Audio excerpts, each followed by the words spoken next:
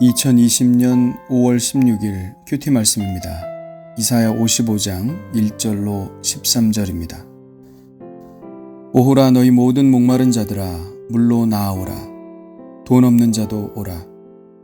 너희는 와서 사 먹되 돈 없이 값 없이 와서 포도주와 젖을 사라.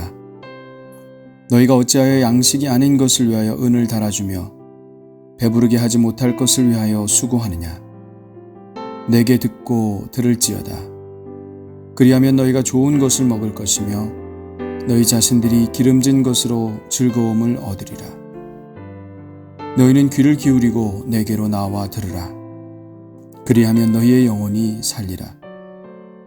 내가 너희를 위하여 영원한 언약을 맺으리니 곧 다윗에게 허락한 확실한 은혜이니라. 보라, 내가 그를 만민에게 증인으로 세웠고 만민의 인도자와 명령자로 삼았나니 보라, 내가 알지 못하는 나라를 내가 부를 것이며 너를 알지 못하는 나라가 내게로 달려올 것은 여호와 내 하나님 곧 이스라엘의 거룩하신 이로 말미암음이니라. 이는 그가 너를 영화롭게 하셨느니라. 너희는 여호와를 만날 만한 때에 찾으라. 가까이 계실 때에 그를 부르라. 악인은 그의 길을, 불의한 자는 그의 생각을 버리고 여호와께로 돌아오라. 그리하면 그가 긍휼히 여기시리라. 우리 하나님께로 돌아오라. 그가 너그럽게 용서하시리라. 이는 내 생각이 너희의 생각과 다르며 내 길은 너희의 길과 다름이니라. 여호와의 말씀이니라. 이는 하늘이 땅보다 높음같이 내 길은 너희의 길보다 높으며 내 생각은 너희의 생각보다 높음이니라. 이는 비와 눈이 하늘로부터 내려서 그리로 되돌아가지 아니하고 땅을 적셔서 소출이 나게 하며 싹이 나게 하여 파종하는 자에게는 종자를 주며 먹는 자에게는 양식을 줌과 같이 내 입에서 나가는 말도 이와 같이 헛되이 내게로 돌아오지 아니하고 나의 기뻐하는 뜻을 이루며 내가 보낸 일에 형통함이니라. 너희는 기쁨으로 나아가며 평안히 인도함을 받을 것이요 산들과 언덕들이 너희 앞에서 노래를 바라고 들의 모든 나무가 손뼉을 칠 것이며 잣나무는 가시나무를 대신하여 나며 화석류는 찔레를 대신하며 날 것이라. 이것이 여호와의 기념이 되며 영영한 표징이 되어 끊어지지 아니하리라. 아멘. 자비로우신 하나님께서 우리를 부르십니다. 목이 말라 물을 찾아 헤매이는 우리에게 말씀하십니다. 너희 모든 목마른 자들아 물로 나아오라. 허기에 지쳐 죽어가는 우리들에게 말씀하십니다. 와서 포도주와 젖을 사라. 우리는 말합니다. 우리는 포도주를 살 돈도 젖을 살 돈도 없습니다.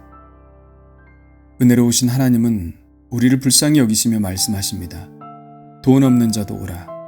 너희는 와서 사 먹되 돈 없이 값 없이 와서 포도주와 젖을 사라. 우리의 기갈을 채워줄 것은 과연 무엇일까요?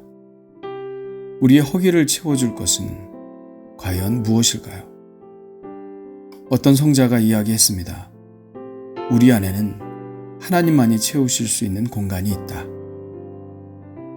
우리의 기갈과 배고픔은 어디에서 비롯되는 것일까요? 바로 하나님이 채우셔야 하는 그 빈 공간이 여전히 빈 채로 우리 안에 있기 때문입니다. 그러므로 이 공간을 하나님이 채워주시기 전까지 우리는 늘 목마를 수밖에, 배고플 수밖에 없습니다.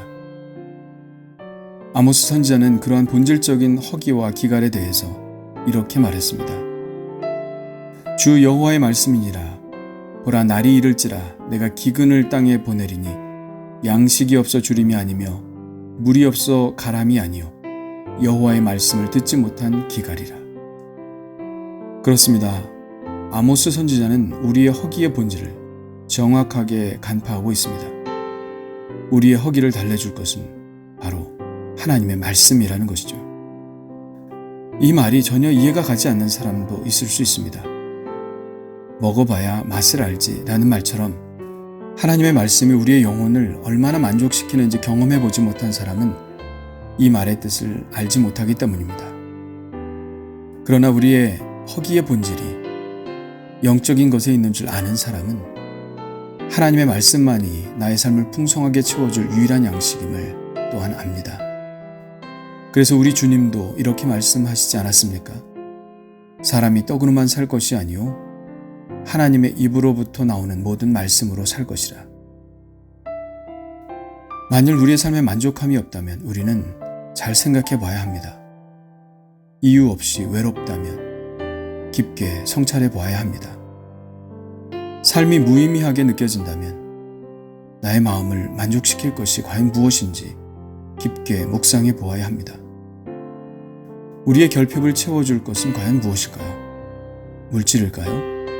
명예일까요? 인정일까요? 아니면 사람들과의 관계 혹은 재미일까요? 눈물을 쪽 빼는 감동일까요? 예, 그런 것들이 도움은 될 것입니다. 그러나 그것이 진짜 우리의 결핍의 원인일까요? 그래서 그렇게 나의 마음의 빈 구석을 채우기 위해 여기저기 기웃거리고 있나요? 그런 우리들에게 하나님은 말씀하십니다. 너희가 어찌하여 양식이 아닌 것을 위하여 은을 달아주며 배부르게 하지 못할 것을 위하여 수고하느냐. 잘못 짚어도 한참 잘못 짚었다는 말씀 아니겠습니까? 그것이 나의 삶을 배부르게 해줄 것이라고, 나의 삶에 만족을 줄 것이라고 생각하여 그것을 구하지만 과연 그것일까? 우리에게 묻고 있는 것입니다. 하나님의 해답은 이것입니다. 내게 듣고 들을지어다. 그리하면 너희가 좋은 것을 먹을 것이며 너희 자신들이 기름진 것으로 즐거움을 얻으리라. 너희는 귀를 기울이고 내게로 나와 들으라. 그리하면 너희의 영혼이 살리라. 하나님은 우리를 지으신 분입니다. 하나님은 우리를 흙으로 지으시고 또 생기를 불어넣으셨습니다. 그래서 우리들은 생명이 되었습니다. 우리는 육신만을 가진 존재가 아니라 영적인 존재로 지음을 받았다는 것입니다. 우리를 그렇게 창조하신 분이 하나님이시기에 우리에게 무엇이 필요한지 아시는 분도 또한 하나님이십니다. 경유차로 만들어진 자동차에 휘발유를 넣으면 문제가 생기겠죠. 반대로 휘발유로 가는 차에 경유를 부으면 그것도 문제가 생깁니다. 그것처럼 우리가 그렇게 영으로 창조되었다면 우리는 반드시 영적인 만족함을 얻어야 생기 있고 활기찬 인생을 살 수 있습니다. 너희 자신들이 즐거움을 얻으리라. 그리하면 너희 영혼이 살리라. 그렇습니다. 우리의 즐거움의 원천, 우리의 생명의 원천은 바로 하나님께 있습니다. 아무런 조건 없이 무조건 오라고 말씀하시는 하나님께로 가까이 나아가 그분과 함께 교제하며 또 그분께서 우리에게 주시는 생명의 양식을 먹게 될 때 우리의 삶은 생명력과 환희로 가득 찰 것입니다. 이사야 선지자는 이 하나님의 초청을 거절하지 말고 하나님께 나아가라고 우리에게 촉구하고 있습니다. 너희는 여호와를 만날 만한 때에 찾으라. 가까이 계실 때에 그를 부르라.